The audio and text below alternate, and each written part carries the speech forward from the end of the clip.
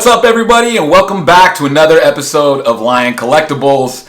I've been away for about a week now. I hadn't posted anything. Apologize for that. And I missed the big UFC 282 last weekend. Really wish we would have picked a couple of those fights and would have been able to talk about it because it was a great event.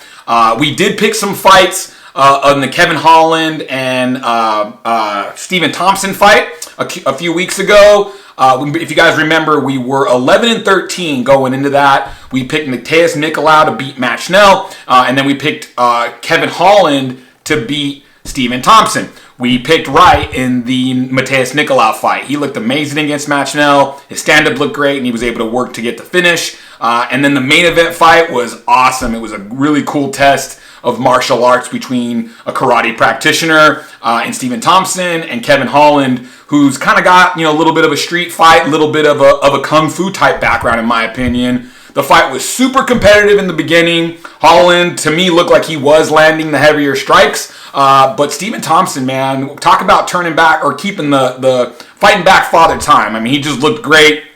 Pinpoint striking, wide array of kicks and punches. And you could really start to tell, like, Kevin Holland loves to get into people's heads and kind of frustrate them and get them focused on him talking or him kind of his antics. Those stopped, like, in the third round, and he started taking some pretty big punishment, and then I believe he couldn't answer the bell. So we went 1-1, better than going 0-2. That brings us up to 12-14, so we are still 2 behind. And so we're going to pick 2 more fights on the card tomorrow, which is UFC Fight Night. Sean Tarzan Strickland versus Jared the Killer Gorilla Cannonier. I think it's going to be a great fight, and it's a pretty pivotal one in the middleweight division. Last weekend, UFC 282, awesome fight card. I just thought there was some really great fights on the card. Kind of sticking to the main 2 fights. Paddy Pimblett got a win over Jared Gordon. Pretty much everybody in the industry thinks that Jared Gordon got robbed. I actually believe Paddy won the fight. I was a little bit biased, of course. I got some cards of his, and I'm a little bit invested in him. But I did think that he had kind of the more dangerous strikes of the fight.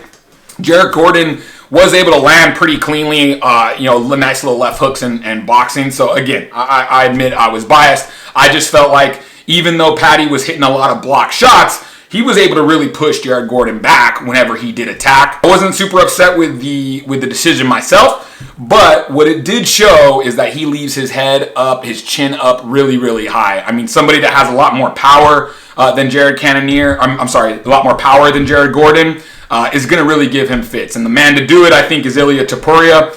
He fought earlier in the night against Bryce Mitchell. Bryce Mitchell's been really impressive in his run, as has Ilia, but this was Ilia's really first test, and I just thought he looked amazing. He was a dangerous striker. Bryce Mitchell, when he did get his hands on him, couldn't really do much with the grappling. And there was a point in the fight where I felt like Ilia was kind of almost getting a little tired, but then he stuffed the shot on Bryce Mitchell, over-under, put him to his back, and just really showed like, hey, I'm here to ragdoll you, and I'm the next title challenger. I'm the next prospect. So really excited to see Ilia Topuria make that move. I think the UFC would be in a really bad, they'd be hurting one of their cash cows or one of their big draws if they put those two together. It's probably would be an awesome fight for the fans, but I think Ilia, would probably knock his block off, in my opinion. I do like Paddy. I think he's got room to grow. He's just really got to learn to keep that chin down and maybe focus on being a little bit more disciplined. In the main event, it was a substitution fight for the light heavyweight championship between Jan Blachowicz and Ankalaev. I thought the fight was great. I see some people saying that it wasn't that great. Dana White had a lot of criticism. But I thought it was a great battle of 2 of the big men. Jan Blachowicz, he's getting up there in age at the end of his career. I thought he fought excellent for where he's at in his career. He was landing devastating leg kicks that you could really see Ankalaev on his face after a while and even starting to limp. Ankalaev, though, on the other hand, I think adjusted great mid-fight. I mean, he was able to kind of recognize, hey, if I don't put pressure and I don't put John on his back foot, he's going to keep kicking me and I'm going to be out of here pretty early. So I thought he switched gears mid-fight really well. I thought he got really great takedowns. And I had him winning kind of an easy 3-2 fight. I almost even could have said 4-1 if the first round was a toss-up. So the draw was a big surprise. Unfortunately, UFC's driven and Dana White is driven on action and KOs and finishes, and so he's decided to move to another interim title fight between Glover Teixeira and Jamal Hill. So good for those guys. They're going to get their shot. I feel really bad for Ankalaev. I think Ankalaev should be a champion right now and probably defending against Glover. Don't feel too bad for Jan. I think Jan, probably lost that fight, but he did still show he's got some left in the tank. Overall, really, really great night of fights for UFC 282, and it was just fun to watch. It was always great. So let's go ahead and jump into the fight card this week. All right, so the UFC Fight Night this weekend, Strickland versus Cannonier. It's got actually 6 main card fights, which gives us a decent amount to talk about. First fight on the card is Cody Brundage versus Michael Alexijuk. I hope I'm saying that right. Alexijuk is actually a guy that I've liked for a while. I think he's got some really tough striking and improved grappling, but he really needs to watch his cardio. I think he throws really, really heavy punches, and he's a great kickboxer. On the other side, you have Cody Brundage, who is a really strong grappler, and then in his last fight against Tresean Gore, he showed that he can strike, and he actually KO'd Tresean, which to me was a big surprise.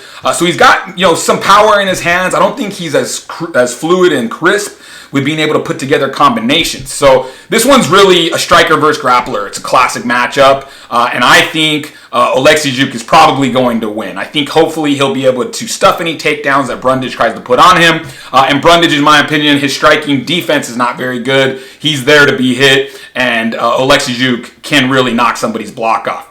I do not have any cards on these guys, unfortunately, just yet. Next up is going to be a banger. It is Bobby Green versus Drew Dober. Drew Dober, really muscular, athletic guy, primarily a grappler, but has always improving striking. He's pretty explosive dude. He's been up and down in the UFC. I actually thought he was going to do better early in his career, and then it's actually turned out. But he's a tough guy, a tough out for anybody. Then you got Bobby Green on the other side. Super eclectic guy, flashy. He's got some of the smoothest boxing when he puts it together. Super tough. He's got good ground game, and he's been around forever. He's a character in the media scrums. He had a lot to say this weekend about Russians and the use of PEDs for kids and things like that. He's like all over the place. But part of me thinks that that's his way of getting comfortable, right? And so I think he's coming into the fight. He is coming off of a suspension, but I think he's ready to go. And he is the underdog in this fight, but I'm riding with Bobby Green. I think really the path for Drew Dober is going to be to try to take him down. If he tries to stay standing with him, I think he's going to get outboxed and likely get clipped. But the problem with that is I think Bobby Green, has fought some really tough grapplers before, namely Islam Makhachev in a few fights prior. He did get kind of ragdolled, but he was able to defend for a while. I don't think Drew Dober is Islam Makhachev. I think Bobby Green probably stuffs the takedowns, and then I would hope that he just starts to put together some really fun strikes and maybe gets a finish late. No cards on these guys either. Third fight of the night is going to be a really fun one, and I might say it might even be, fight of the night. You got Bruce Leroy, Alex Saraces versus Julian Rosa. I've always liked Bruce Leroy. Obviously, great nickname. Really an homage to the great Bruce Lee. He likes to come out in the Kill Bill outfit from time to time. He's a creative striker, not a lot of power, but he can actually grapple really, really well. And he's gotten more than a few finishes in the UFC, and so I think he's great. Julian Erosa is also very, very tough. He is a banger. He thrives on that kind of wild firefight, and he wants to create that. It's a double-edged sword, right? When you go out and you live by the sword, you can die by the sword just as easy. He's had fights where he has gotten clipped and gotten KO'd, and then he's had fights where he's gotten clipped, but he's able to wear through it and land some big punches. This fight against Saraces, I don't really think is going to turn into that. Saraces is a little bit more of a smarter fighter. He knows he's not a big knockout puncher, so he's going to try to stay away from that. Look to create situations where he can either go get a takedown or get into a scramble where he can try to find himself on the back of Julian Erosa. And I'm going to ride with Alex Saraces in this one. I think Bruce Leroy can get it done. No cards of Julian Erosa, but I have a pretty cool card of Bruce Leroy. This is his orange 2022 Prism card. It is numbered out of 99, 36 on the print. Prism traditionally is kind of thought of as like the most high-end brand of card that comes out for the year. Football, basketball, all of it. They're just really, really nice Prism cards. And I love this color for him. It's not the bright yellow. If it was, I'd love it more, right? That kind of goes in with the Bruce Leroy. But this is just really, really pretty. Pulled this in a pack myself, and so it's one of my cool cards. I really, really like it. We're going to ride with Bruce Leroy. We'll be cheering for him this weekend. Next fight, admittedly, I don't know a ton about. The fighters are Amir Albazi. He's an Iraqi fighter. And then we have Alessandro Costa, who I did watch. It's his first fight in the UFC, I believe. He won a split decision on the Contenders TV show, and then actually didn't get a contract. KO'd a guy in the lower circuit, and now he's got his shot. From what I have seen of Albazi, I have seen him fight twice.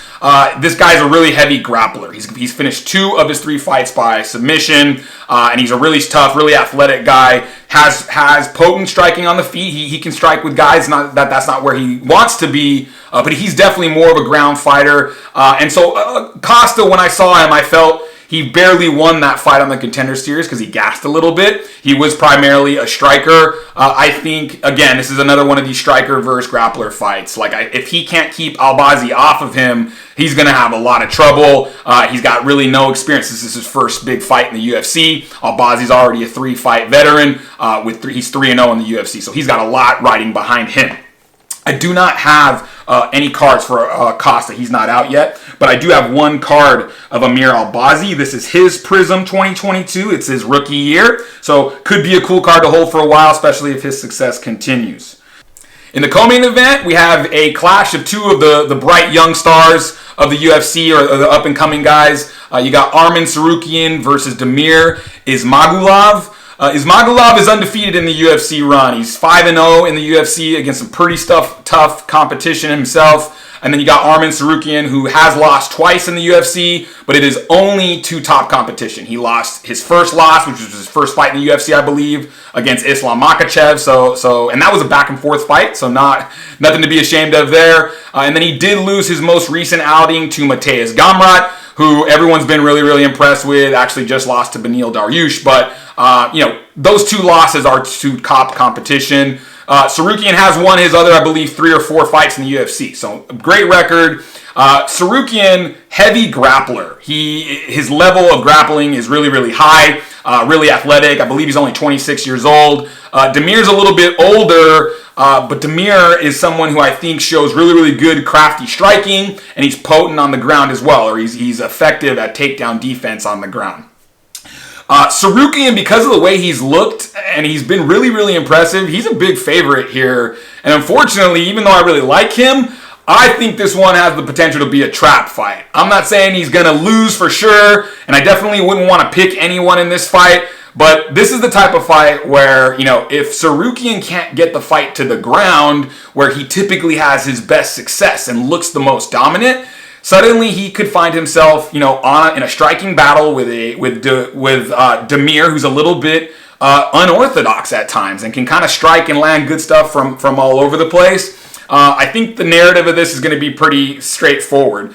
Arman is going to look to land some strikes early, clinch, and get into a takedown situation and go to the back. If he can't get that, the lights are going to start blaring, and I think you're going to see the fight slowly start to turn the tide. But it's hard to bet against Tsarukyan. He just looks so good, and he looks like one of the best prospects out there. So this one, to me, is a toss-up. If I was a betting man, I would probably bet on Damir here, but I'll be cheering for Tsarukyan because, like I said, I think he's a star that could be a star one day. No cards of Damir, but I do have one of Arman Tsarukyan. I actually have 2 of Arman Tsarukyan. I have his really cool silver octagon side select, but I sent that in to get graded. I mean, I think this guy is the next big thing, but he may lose here, right? Just because he loses doesn't mean he's not. This is his mezzanine card from 2020 Select, kind of a cool picture of him, and it's his rookie card. These mezzanines are actually harder to hit than you'd think. They are not technically a parallel of the Select series, but I only have like 5 or 6 of them, and I've ripped a fair amount of Select. So pretty cool card of his here. We're going to be cheering for Armand, but like I said, if I was a betting man, I'd probably sprinkle on Demir and look for some kind of an upset. But nonetheless, it should be an awesome fight. Last but not least, we have the main event. Sean Tarzan Strickland versus Jared the Killer Gorilla Cannonier. Great matchup with 2 of the top-ranked guys in the middleweight division. Obviously, the middleweight division was thrown for a huge loop with Pereira KOing Izzy. I think there'll be a rematch there. And so there's some time for the rest of the division to shake itself out. And this is the exact type of fight to kind of do that and start establishing the pecking order behind those 2 men.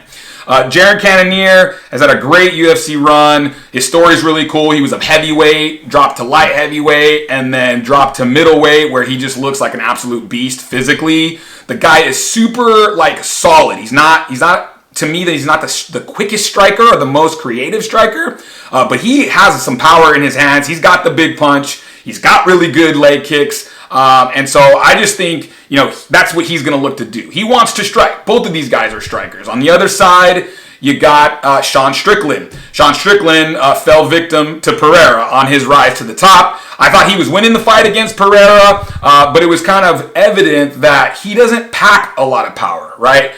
Sean Strickland is another one of these guys that likes to talk, likes to get into his person's head. If you've heard any interview of Sean Strickland, you know that the guy, in my opinion, is a little bit of a weirdo, but he's entertaining. He is funny, sometimes borderline kind of cringy. But hey, man, any way to get the people to watch you is good. And he can back it up in the cage. Like, the guy has great skills. He doesn't really use his wrestling all that much, but from what I've heard, he's got some pretty good wrestling chops. And then his striking is super unique. He's a little bit of a higher standing striker, almost a Philly shell defense, really, really good jabs where he can kind of disguise those and land bigger punches.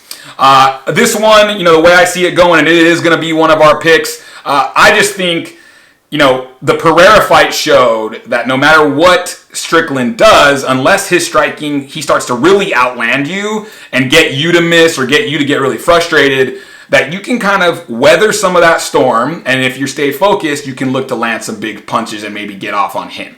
Pereira was getting lit up a little bit, and then he just landed his patented left hook. Jared Cannonier, I think, has the same type of power. Maybe not the exact type of power, but he can land that against Strickland. If he can just stay focused, not chase Strickland, I think that he can look to land the big strike or really heavy leg kicks or something like that. Jared Cannonier has a lot to prove as well, right? I thought he had a pretty good shot against Izzy when he challenged for the title. And Izzy really made him look kind of silly. Like, he just never put Izzy in a bad spot. So I think Jared Cannonier has a lot to prove here. I think this is the type of fight that will favor him. Strickland's not a super elusive guy that's going to be able to get away from him. Cannonier should be able to close off the distance and land something big. I got cards for both of these guys. Better cards for Sean Strickland than I do Jared Cannonier. So this is a Chronicles Phoenix. I think this card is sick. Like, I don't know what fight it's from, but his sweat almost looks like black blood or something like that. I just think it is an awesome card. Great picture of him. Really shows off like the transformation of his body down to middleweight. This is his 2021 Chronicles as well. This is the base set of Chronicles. Him getting his hands raised with Bruce in the back. And then this is a 2022 Select Tricolor. It's not numbered. It's a parallel. Not necessarily worth a whole lot, but the tricolors are something that you get from time to time. It's got kind of that cool wavy feature there. Next is Sean Strickland. Sean Strickland is a rookie in the 2022 year, and it's one of those things where I just feel like cards of him come up a lot. So I do have quite a bit of number cards from him. So this is his 2022 base, but it's a red parallel. The numbers there are red. It's numbered out of 199, 124 on the print. Same set. This is the Chronicle set as well, but this one is blue, and it's the Spectra. I believe this one is out of 99. So 9 out of 99. I actually like these Spectra cards. Not a huge fan of this Spectra logo up here, but kind of cool cards. They got the reflective, they got the silver like prism on the back, and this is the blue variant for the numbered to 99 set. Then the last big card of him that I have is the Select 2022 Red Disco. Those disco little balls are him. This is also a premier level, so it's another like little bit more rare than the base. Okay, so remember, we are 12 and 14. We need 2 wins, and we are still keeping it low. We don't want it to get out of control, and hopefully we can get 2 wins for this weekend. So first fight that we are going to pick on the card, I think it's going to be a fun one. It's a little bit risky, but I want to put it out there. I'm going to be riding with Alex Cerese's Bruce Leroy to get the win over Julian Rosa. I think it'll be a banger. It'll be exciting, and I hope that Bruce Leroy can work into the grappling exchange and get a finish for us there. Second fight of the night, got to pick the main event, and I kind of already alluded to it. We're going to ride with the Killer Gorilla, Jared Cannonier. I think the guy has super focus. I think he's focused on getting a win here. He's got a chip on his shoulder to prove, and I think Sean Strickland is served up for him on a plate. Sean Strickland's not the most mobile or elusive guy. He's more of a barrage puncher. I look for Jared Cannonier to close the distance, wade through that over a round or 2, start to land pretty good leg kicks, and then I think Sean Strickland's going to lose. He's going to drop his guard for a minute or a second or whatever, just like in the Pereira fight, and I'd look for Cannonier to get the finish on him. So that's going to do it for our fight picks and card show. I'm happy to be back and getting another one going here. Let's go ahead and recap. We think that Michael Oleksijuk is going to win over Cody Brundage. I got Bobby Green over Drew Dober. I think that's going to be a banger. We are riding with Bruce Leroy. He's our first pick of the day to get a win over Julian Rosa. Then we got Amir Albazi versus Alessandro Costa. I think Albazi's got the experience and probably has more ways to win there, or has too big of an advantage in the grappling department. Then we have the co-main event.